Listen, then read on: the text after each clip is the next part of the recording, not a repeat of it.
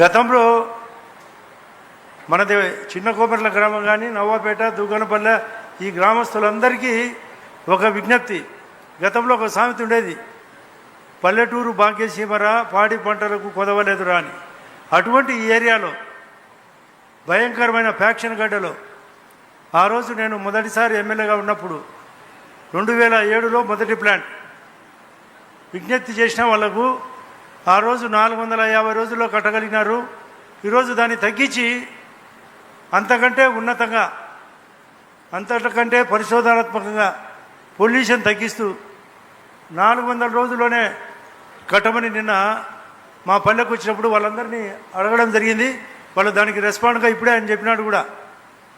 కేవలం 400 రోజులు అంటే 13 నెలల సమయంలోనే మీకు ఇవ్వబడిన హామీలు ప్రతిపక్ష నాయకులు మొన్న చెప్పినారు.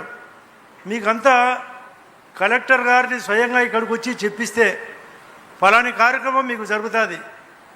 నవాపేట గ్రామానికి పగులు లేకుండా ఆ కాలువ ఇబ్బంది లేకుండా చేసే బాధ్యత ప్రభుత్వాన్ని ఆల్రెడీ చట్టబద్ధంగా కాగితం రూపంలో ఇచ్చినారంటే నమ్మరు.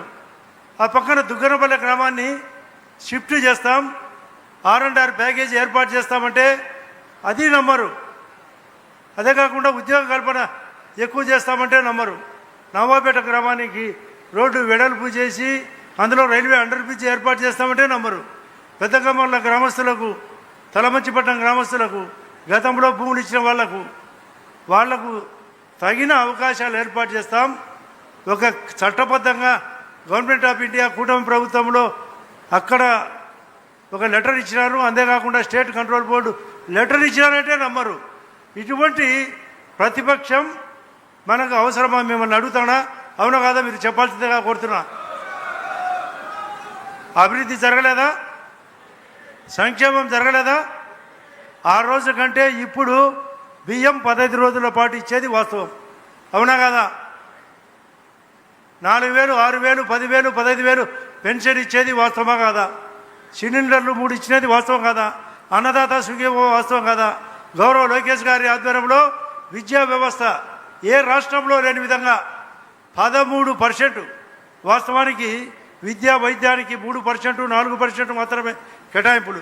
కానీ ఈ రాష్ట్రంలో 6% వైద్యానికి 13% విద్యకు కేటాయించిన ఏకైక రాష్ట్రం బీజేపీ పాలిత రాష్ట్రాల్లో కూడా లేదు. అటువంటి లోకేష్ గారి ఇక్కడికి రావడం, ఈ ఫౌండేషన్ కార్యక్రమానికి విచ్చేయడం జరిగింది. మొన్ననే గౌరవ ముఖ్యమంత్రి గారు 3వ తేదీ నాడు సున్పరాలపల్లి దగ్గర JSW ఫ్యాక్టరీ, అంతకుముందు ఇదే లోకేష్ గారు 45 డేస్ బ్యాక్ SAEL తరఫున 600 మెగావాట్లు, అదే కాకుండా పక్కన తలమంచిపట్నం దగ్గర 750 మెగావాట్లు గ్రిడ్ కూడా కలపడం జరిగింది. ఒక స్కీమ్ ఉంది IIT అని. ఇక్కడ 4 ITలు. ఇండస్ట్రీ బాగుపడాలా, ఇన్స్టిట్యూషన్ ఉండాలా, ఇన్ఫ్రాస్ట్రక్చర్ ఉండాలా, ఇరిగేషన్ ఉండాలా, టూరిజం ఉండాలా, వెల్ఫేర్ ఉండాలా, ఎంప్లాయ్మెంట్ ఉండాలా. ఇక్కడ ఈ ఇండస్ట్రీ దాదాపు 750 మందికి కొత్తగా ఉద్యోగాలు, మరొక వేలాది మందికి పరోక్ష ఉద్యోగాలు మొన్నటి కంటే కూడా. అదే కాకుండా ఒక CC గారు చెప్పినట్లు మన దాల్మియా వాళ్ళు మనకు ఉపకారం చేయాలా, వాళ్ళకు కూడా మనం సహకారం చేయాలా. కానీ వాళ్ళు కూడా నిన్న బాధపడి చెప్పినారు, ఫస్ట్ ప్లాంట్లో మన వాళ్ళు 108 మంది పని చేస్తూ ఊరిగా పంచి కొట్టడం, 5 మినిట్స్ ఉండడం, వెళ్ళిపోవడం. అది ఉంటే అది ప్లాంట్ కూడా బాగుపడదు. కేవలం వాళ్ళు చెప్తున్నారు రావడం అంటే పంచి కొట్టడం, వెళ్ళిపోవడం. అందులో మెయిన్ వైఎస్ఆర్ పార్టీ వాళ్ళు. ఇది ఓపెన్గా క్లియర్గా చెప్తున్నాం.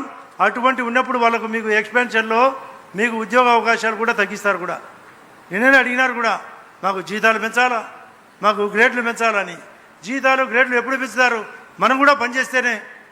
పని చేసే పరిస్థితి మనం ఖచ్చితంగా కలిగిస్తే, నిన్ననే మొన్న గౌరవ కలెక్టర్ గారు కూడా చెప్పడం జరిగింది, మేము ఏదైతే మీకు లిఖితంగా చెప్తున్నామో అవి చేయకపోతే ఈ ప్లాంటు రన్ను చేయకుండా అడ్డపడే బాధ్యత మాకు కూడా ఉంది మీ అందరి తరఫున.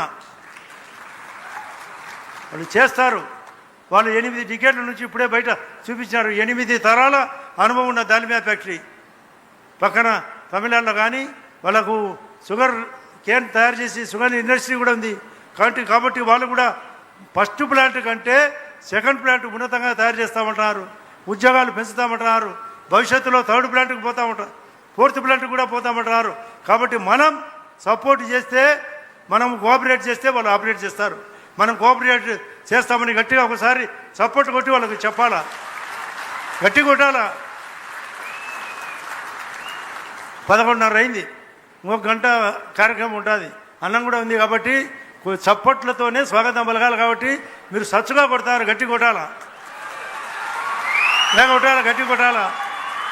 ఎప్పటికీ మనం స్థానికంగా మన ఏరియా బాగుపడాలా. జమ్మలమడుగు విశేషంగా ఇప్పటికే ఉంది. గౌరవ లోకేష్ గారికి వెహికల్లో నేను, సవితమ్మ గారు, కలెక్టర్ గారు చెప్పడం జరిగింది. ఈ రాయలసీమ పరిస్థితి ఏంది, గత రాయలసీమ పరిస్థితి ఏంది, అందులో కడప పరిస్థితి ఏమి, జమ్మలమడుగు పరిస్థితి ఏమని. ఈ జమ్మలమడుగు గతంలో మేము కూడా ఫ్యాక్షన్ బాధితులం. ఆ బాధిత సమస్య నుంచి ఇక్కడ ఎంపీ గారు సార్ లోకేష్ గారు, అవినాష్ ప్రతి దాంట్లో అడ్డపడమే.